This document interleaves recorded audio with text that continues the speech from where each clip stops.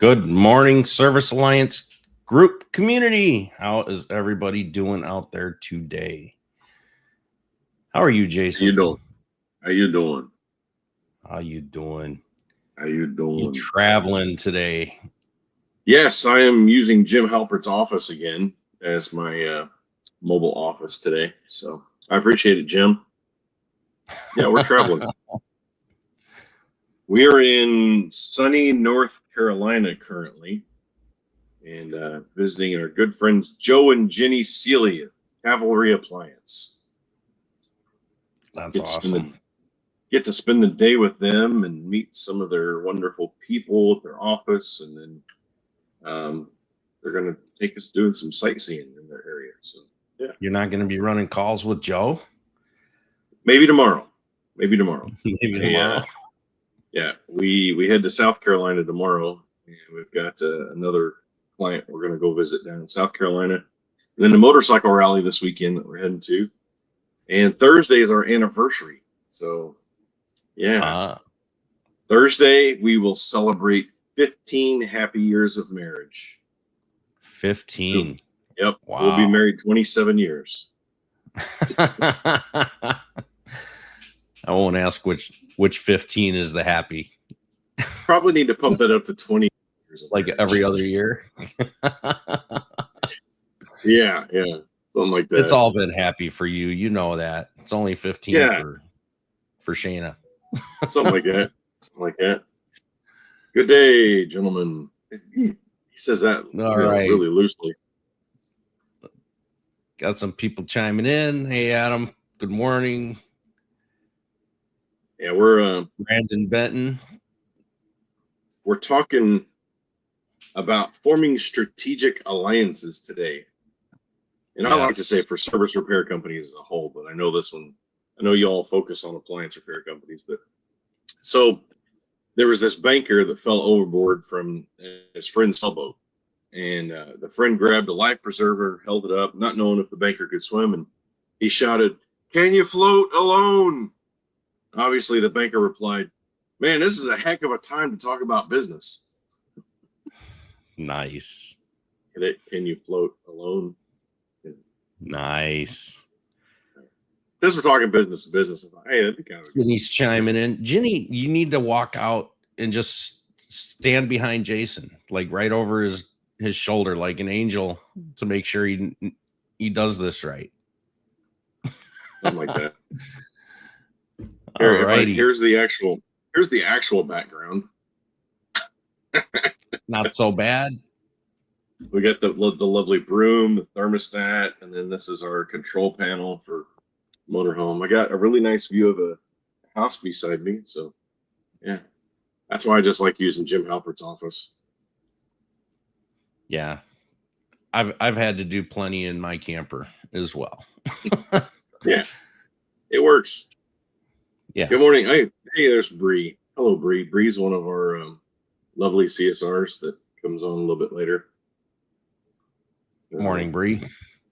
Yeah, all right. I could tell a lot of stories about Bree because her father is one of my good friends, and he's also one of the officers in our Village of Energy. So yes, we are village people, by the way. So I haven't figured out if I'm the cowboy or the Indian yet. I'm a village person. So Bree's father is a great guy, no matter what she says about him. Jenny says she's got her morning face on.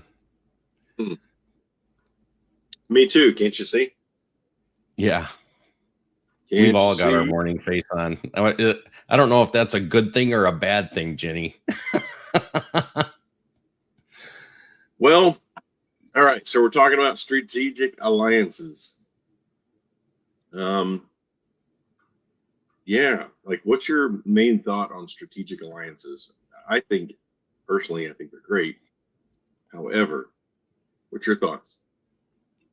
We're going to talk about the good, the bad, and ugly. Alliance. I don't think you can have a business that's successful without it. I think it's that whole thing. If you want to go fast, go alone. If you want to go far, go together.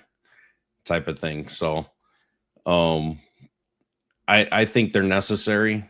I think I think once you get the strategic alliance mindset, I think it moves you a lot further along. And I just think it makes it so much easier.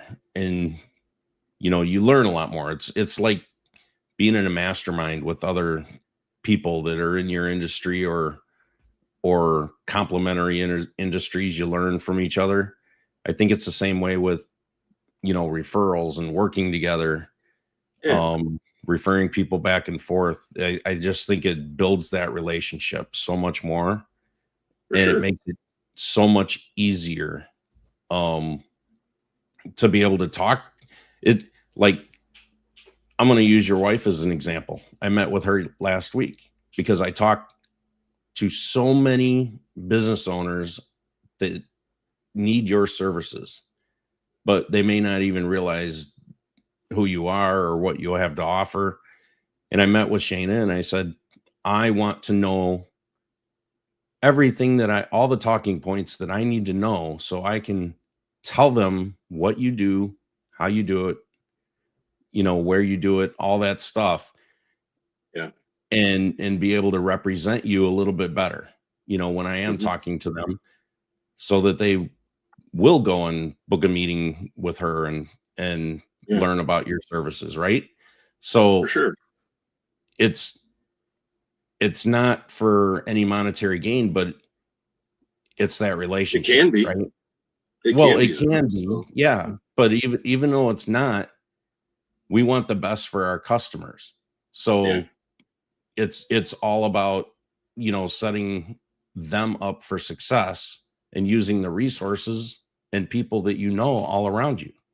So So today we're going to dive into this a little bit more over the next 20, 25 minutes or so and talk to you a little bit about how you can measure success and maintain relationships. We're going to talk about how you can form these alliances. We're going to identify how you can find the right type of partners. But let's start with like the different types of strategic alliances. you want to I you want to start? Let's open us up in prayer. Oh yeah, hey, there you go. Do a Go verse for it. and then we'll get into it. All right. Dear Heavenly Father, I want to thank you for allowing us to come together to know you better, to learn from each other, to learn how to work with each other so that we can be a little more strategic. And you built us for community, and that's what this is all about. It's all about community, helping each other and sharing knowledge, sharing relationships, and building upon those so that we can be more successful and allow us to use this as an avenue to serve you better. It's in Jesus' name I pray. Amen. Amen. Amen. All right. Good call. I forgot about the verse and prayer. That's why we do this thing together, right? So, Bible verse we're going to shoot out there today is Amos 3:3. Do two walk together unless they have agreed to meet? Question mark. Do two walk together unless they have agreed to meet? Question mark. It's an interesting one. So, this verse from Amos speaks to the fundamental nature of partnerships. Partnerships, they require deliberate agreement and alignment before proceeding together. So, back into types of alliances. Um, I think as an electrician, there's complementary service providers. Like for me, it made a lot of sense to partner up with a heating and air company and a plumbing company and a roofing company and similar trade type of companies, to start creating those two-way referral type of opportunities, right? Maybe you can. At one point, we had a book of different companies that we referred, and so a lot of them, we would bundle services. I worked with a heating and air company at one point that, um, when they sold a new heating and air service, they had a set price for us to come in and do an electrical panel meter service type of upgrade, or they knew our generator prices. So if they wanted to bundle in a generator, especially if somebody was getting a loan for a new heating and air system, they knew the fundamental prices of what it cost for us to do those types of services. as a whole. And it was, as always, their salespeople would call us and say, "Hey, are we still good on these prices?" before they would give those prices. So that worked out really, really well in several instances where they could bundle a package together and offer it to the client, and we could do all the heating and air, the electrical, all that good stuff. So I know working with a plumbing company was another great example. Some people would want to get a new water heater system, and the plumbers couldn't do the electrical portion of it, so they would have a certain fee set aside for us to come to do the electrical portion of it. So they would bundle that together, and vice versa. So I think that was a really good one. Was just getting complimentary service providers. So as an appliance repair company, what are those types of companies that you're often coming across, or that you're often referring? Um, I I know can we've think of talked about property managers before in the electrical industry. Did you deal with property managers much? some. We actually tried to stay away from them, from the service repair side of things. Usually because it was just, hey, we only want you to come and do this, and that's it. So there wasn't much opportunity for us to actually go in the home and work with the homeowner to make the home safer. My goal purpose when I run a call is, how can I make this home safer? How can I make this home more comfortable? Those two things. And so with property managers, for us in the electrical service world, they didn't really care. 90% of them just didn't care. They just wanted you to come in, fix the problem, and get out of there. So we like working with homeowners the best. Yeah, it makes sense. I know TK's Yeah. talking about property management work this month on the 19th for our mastermind. So that's why I brought that up, because I know he does a lot with property management, and he loves working with property management, and it keeps him busy quite a bit, Yeah. without to where he doesn't have to do a lot with marketing or anything like that. So it's interesting to see the dynamic between two different trades, Right. Their point of view, two different trades, home service companies still, and what the differences are. Yeah, So for sure. I think that's a lot what you can learn from another tradesman, that you're working with as well. What are their challenges? What is working for them, and can you apply that to your industry? So I think that's real key with these Yeah. partnerships. What about parts suppliers, like distributors? Yeah, I'm meeting with a local heating and air distributor next week that I used to work with when we did heating and air. Excuse me. He actually wanted to sit down, kind of do the same thing you did. Hey, I just need to know what all you can do, so whenever I come across somebody I can refer to you, then I'll know what to look for. So he's got somebody in mind, and it's one of those like, okay, so we're going to reach out to them. But so yeah, for sure, building those relationships with part suppliers, distributors, for sure, 100%. A lot of them will. You walk into an electrical parts supplier that's public. Um, excuse me, pollen here is like thick. Mike and I were talking about this beforehand. We were driving in, and literally there was this fog, like this green fog. I kid you not, and it was pollen. And we were talking last night. I got here and I was working on the motorhome and everything, and I was literally covered in green pollen. And I went and got some parts on the motorcycle, and I went in the store and came back out, and I had this layer of pollen on my bike. Um, so Joe was talking about the pollen storm happening. And it's going to be a 2 to 3 week pollen storm. I'm like, you guys talk about this like it's a snowstorm. He's like, yeah, it pretty much is. So Oh, yeah, it's by next week, you should be blooming pretty good. yeah. So yeah, even in like the electrical parts store, they would let us put business cards. They'd have like a community board you could put business cards on. So whenever somebody would come in, hey, who'd you recommend to change this light fixture out or whatever? They would have their 2 or 3 favorites for specific things. Hey, this company's really good at this. Give them a buzz. Here's a couple other ones. and vice versa. Right. You go into Menards, Home Depot, a lot of them have, Menards has the packets. You go to the electrical counter and the different contractors that say, hey, I would like to advertise here. Here's a piece of paper, you fill it out, and they staple it together. So you get a book of like 10 different contractors that want to do work. So that's another one. I'll tell you one, don't do too often, because I kind of got my hand slapped one time. And I did this quite a few times before I got caught. You go into Lowe's, you go into the appliance section or the electrical section, and you drop a few cards on the ground. Drop. And you drop a few cards in the electrical section. They fell out of my pocket. I got a few calls from doing that. I heard that from another guy one time. So I said that like a month ago. I was like, you got the magnets, they stick all over the place. Yeah. Yeah. I'm not going to say that a local baseball park that we have had a few magnets on some poles going around. I did that too. I wouldn't do stickers, but I do magnets, because stickers, they consider defamation of property. So it's like, yeah, no. But magnets, I mean, people can take the magnet off and take it with them. Yeah. Right. So I was in Lowe's one day. So I did it at Lowe's, Home Depot, Menards. And I was in Lowe's one day, and the electrical guy knew. He goes, hey, I keep finding your business cards accidentally on the floor. I think you need to stop dropping them out of your pocket on accident. I'm like, got it.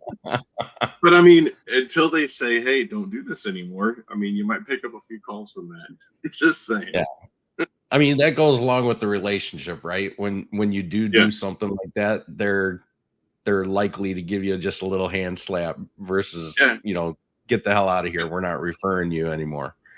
And I tell you, the Menards guy, Brian, I still have a great conversation with him every time I go in there. And it's been 2 years since I've been doing electrical work. Brian was the manager at Marion Menards, and the guy was super nice. If I could have stole him away from Menards, I would have. The guy was just brilliant, and he knew his stuff. And so he referred us quite a bit as well. So get to know the people at these trade stores, and your local places too. We've got Southside Lumber locally. We've got Ace Hardware locally that sells parts as well. And so get to know them and make sure you're spending money with them, because they will be a huge referral for you. And get in with these vocational schools that are near you. I mean, there's young people, there's old people, that everybody wants to get into the trades. They're wanting to learn things, and you can have a pipeline of potential employees, that you can train up if that's what you're looking for. Everybody's talking about how hard it is to find good help, but if you could find trainable people by partnering with the vocational schools, that could help. You could go in and just speak, talk to the instructors, say, hey, can I come in and talk to your students? They could have parents in the trade that you don't even know about, that maybe you end up hiring. So just go in there and, put on a little presentation, say, this is what the trade is about. This is what you're getting into. So that's always good for students to hear. Our local community college has got a great building and trades program. Formed a little bit of an alliance with them. SIU University, I know one of the marketing professors there.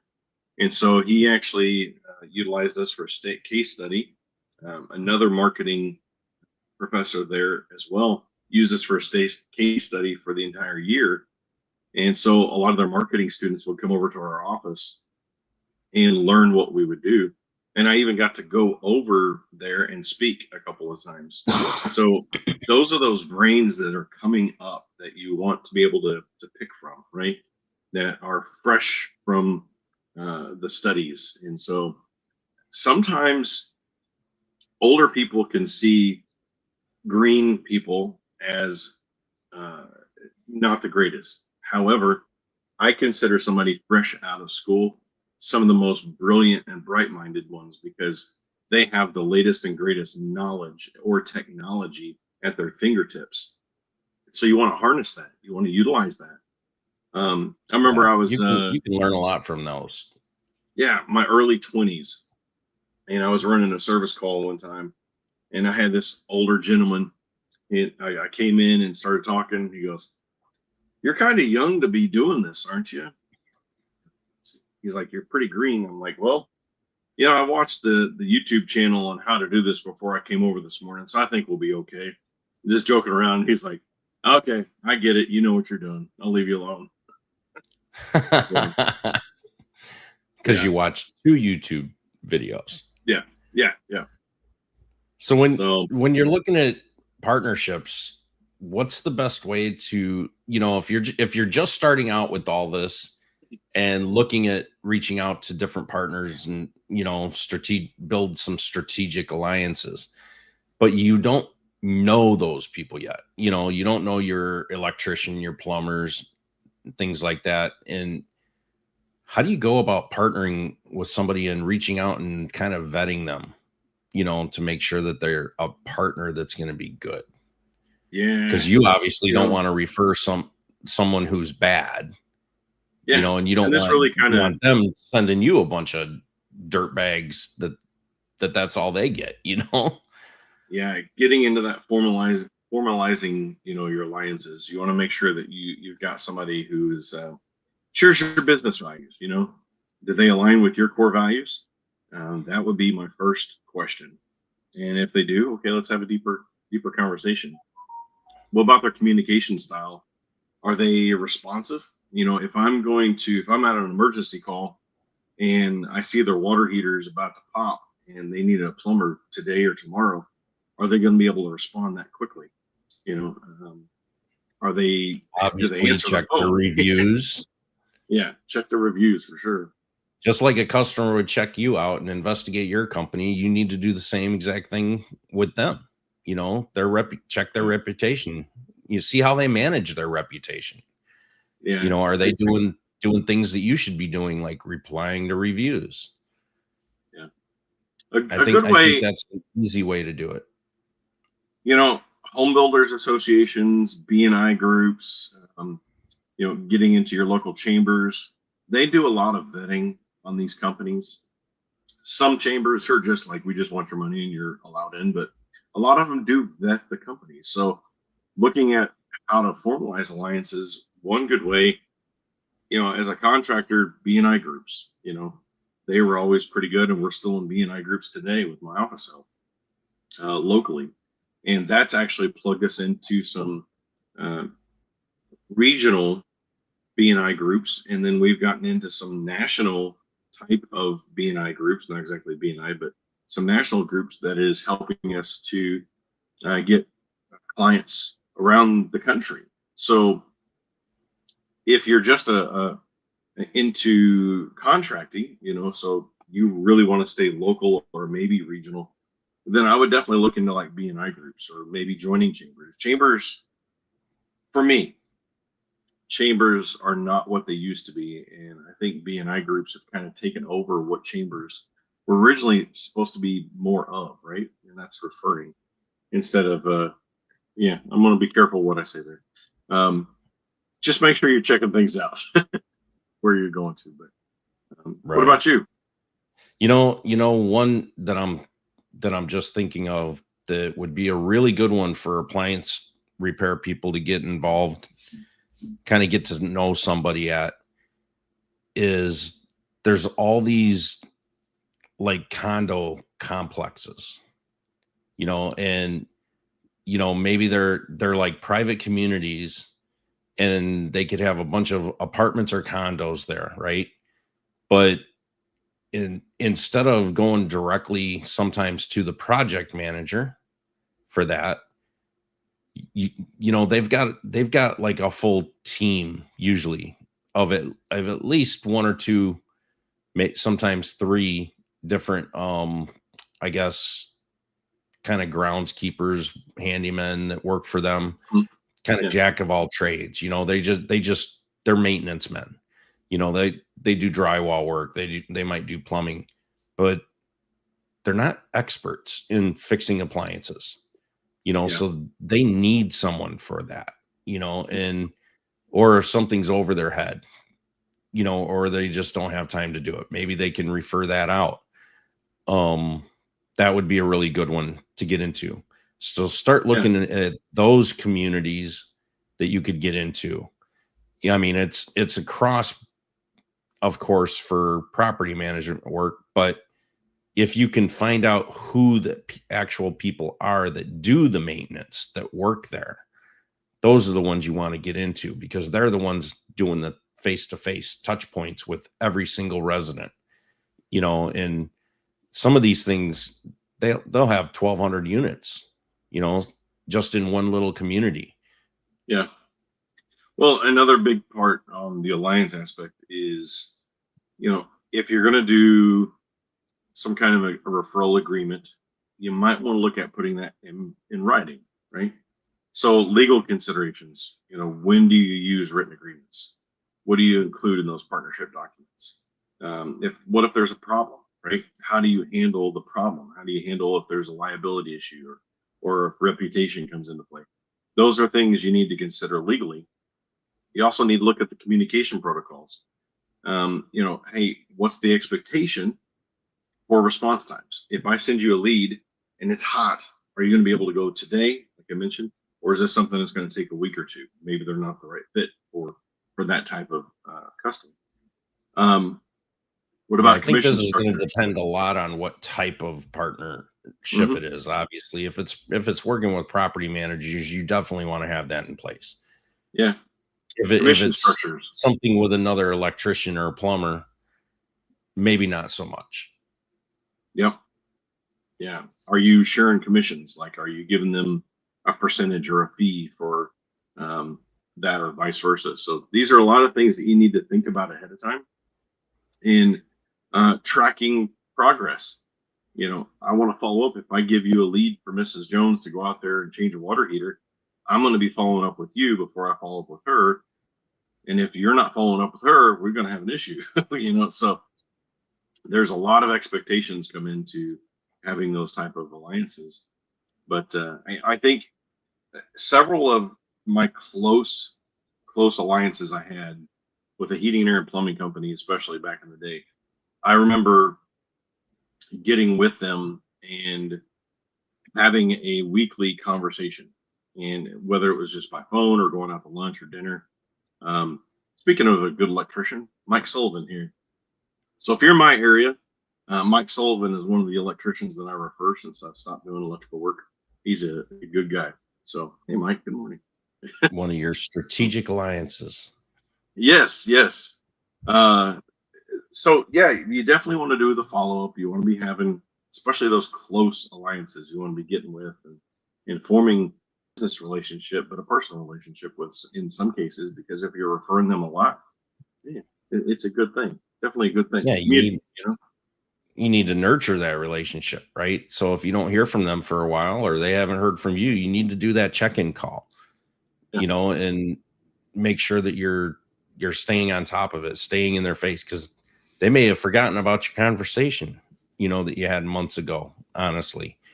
But you gotta kind of stay in their face. And we've talked about this before. You could even do joint marketing opportunities with these people. They're looking to do marketing. You're looking to do marketing. Maybe you can team up together and figure something out. Maybe you get a group of different trades together and do some joint marketing opportunities. So, how often do you review, these types of partnerships? Like, what if you have to have a difficult conversation? Have you ever had a relationship like that where you had to pick up the phone and just say, hey, something's not right here? Yeah. And usually with the ones, especially I've got a good relationship with, it's an easy conversation. It's hey, Mike, I was over at Mrs. Jones's house the other day, just following up with all the work that was done. And she was a little concerned, a little unhappy with something that happened, and have that conversation. When you have the good communication and good relationship with the alliance member, it could be an easy conversation. Sometimes they're difficult to have, But when you have the good communication, the good relationship, I think it's an easy conversation. Yeah, I think this is a good topic. So wrapping up, some key takeaways. Get out there, build the relationships, follow up and nurture those relationships, and get into those trade schools. You know, start getting into your local vendors. Start looking for these opportunities that you can start building a relationship with somebody. It's always awkward at first, but we've all done it. We've all started there. We've all come out the other end better for it. And Yeah. you start building your network, you know, get into those distributors and part suppliers, you know, figure out what type of partnerships or opportunities are in your geographic area that, you know, that you Yeah. service. So definitely, I think you could make a list, you know, and maybe make a list of 30 people. There's got to be 30 people in every market, and that's your hot 30 list. And then Yeah. just start going down the line, start reaching out via email, their website, phone calls, whatever it takes. Just say, hey, we're looking to work with some other tradespeople on a referral basis. I guarantee you most of them haven't really thought of it much. And they're probably going to be like, oh, wow, that's kind of cool. I hadn't thought of that. Maybe I should do this. You know, maybe they're in the Yep. same boat, or maybe they have been thinking about it, but they've never taken action. And now here you are doing what they should have been doing or Yeah. had been thinking about doing. Yeah, So I for think sure. it's an easy way to introduce yourself. Yeah. I think it's been a great conversation. Good topic for sure. And it reminds me of I recently met a limo driver who had been in business for over 30 years. And despite trying his hardest, he never even had one single customer. Yeah. All this time and nothing to show for it. Nice. And that's Wow. how I'm going to end today. That's going to We'll end on that. All right. We will see. What are we talking about next week? I lost That's a my great. I Well, lost it. There it is. All right. we're talking about well, this says building business to business relationships. Yeah, that's pretty much what we did this week. So I think our list is off a little bit. So, all right. Maybe it'll be talking about property management opportunities next week. So Y'all have a we'll great week. And oh, hey, don't forget to pay the fee. You know, if you saw something, you yes, share it, like it, subscribe to My Office Help, Alliance Marketing Pros, Service Alliance Group. You betcha. absolutely. Have a great day, everybody. We'll see you next week.